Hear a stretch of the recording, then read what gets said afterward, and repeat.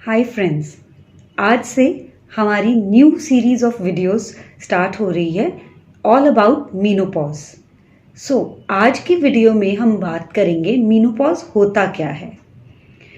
एक औरत की ज़िंदगी में जो हर महीने साइक्लिकली माहवारी आने का सिलसिला, जब ये सिलसिला परमानेंटली बंद होता है तो इस फिनोमेना को हम मीनोपॉज कहते हैं। ये इवेंट आमतौर पे 45 इयर्स से लेके 52 इयर्स की एज रेंज में होता है, यानी कि किसी फीमेल को 45-46 इयर्स पे ही माहवारी बिल्कुल परमानेंटली बंद हो जाती है और कुछ लेडीज़ की 51-52 तक भी मेंसेस चलते रहते हैं।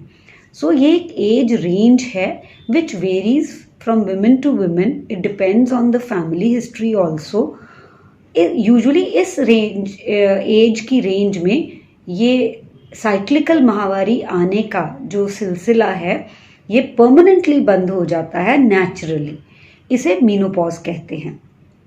कभी कभी 40 इयर्स से पहले ही ये मीनोपॉज की स्टेज आ जाती है, यानी कि 40 से कम एज ग्रुप की फीमेल्स का भी मेंसेस परमानेंटली बंद हो जाते हैं। जब 40 इयर्स से पहले किसी को मेंसेस परमानेंटली बंद हो जाएं तो हम इसे प्री मैच्योर मीनोपॉज कहते हैं, यानी कि मीनोपॉज अपनी नॉर्मल एज में ना होकर प्री मैच्योरली बहुत जल्दी हो गया है।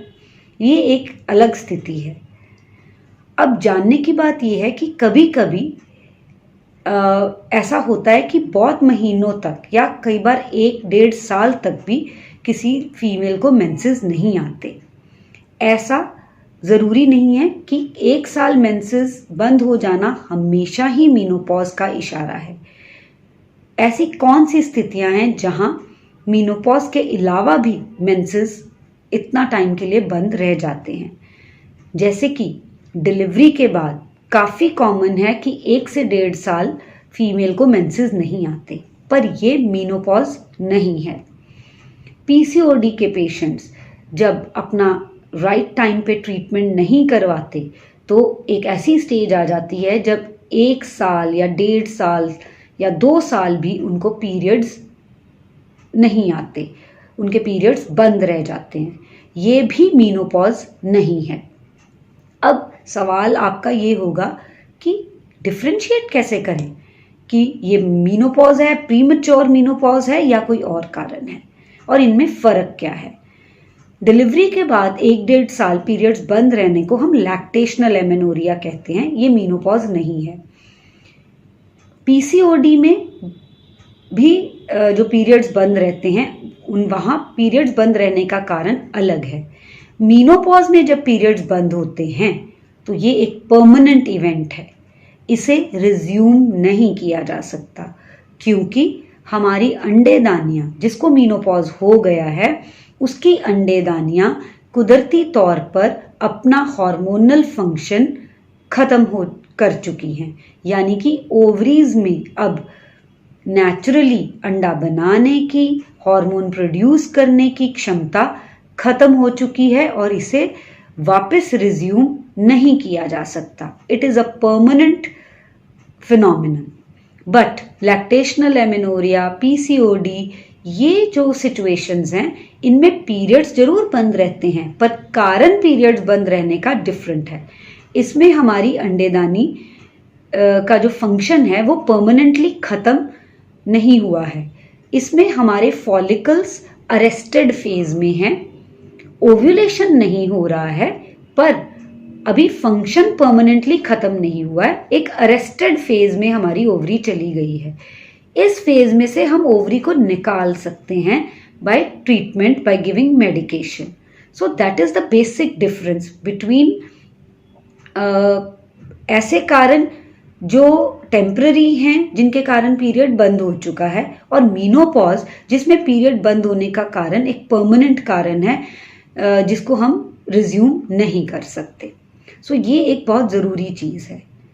तीसरी चीज़, जब मीनोपॉज होता है उससे कुछ साल पहले ही औरत की शरीर में कुछ ऐसे चेंजेस आने शुरू हो जाते हैं, इस फेज को हम पेरीमीनोपॉज कहते हैं, यानी कि मीनोपॉज के आसपास का समय।